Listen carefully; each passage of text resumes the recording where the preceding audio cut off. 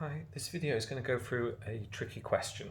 Now this is from quite an old paper, it's a 2007, so it's the old spec paper, but it just finished with this simple one marker, or it looks simple, but it's actually quite a tricky one. And it talks the actual questions below, so it's just one mark. If you want to pause the video and look in the information section below, you'll find the question and you can give it a go. But the question in full goes that this water that's been treated could now be used for drinking. The drinking water produced, the OH minus concentration was 100 times greater than the H concentration. And you had to work out what the pH was. So, for this, you've got to remember that first of all, Kw is the concentration of H plus times the concentration of OH minus. So these two times together. And Kw equals 1 times 10 to the minus 14. Therefore, H plus concentration times OH minus concentration is going to equal 1 times 10 to the minus 14.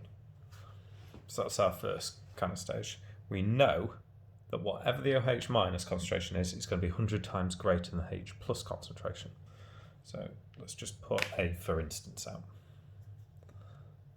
Let's say OH minus equals 1 times 10 to the minus 2.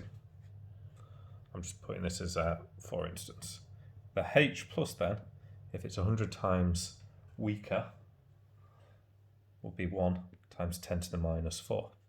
Now we know this can't work out for our values in this particular calculation of D, because 1 times 10 to the minus 2 times 1 times 10 to the minus 4 is going to equal 1 times 10 to the minus 6, and that's not equal to our Kw.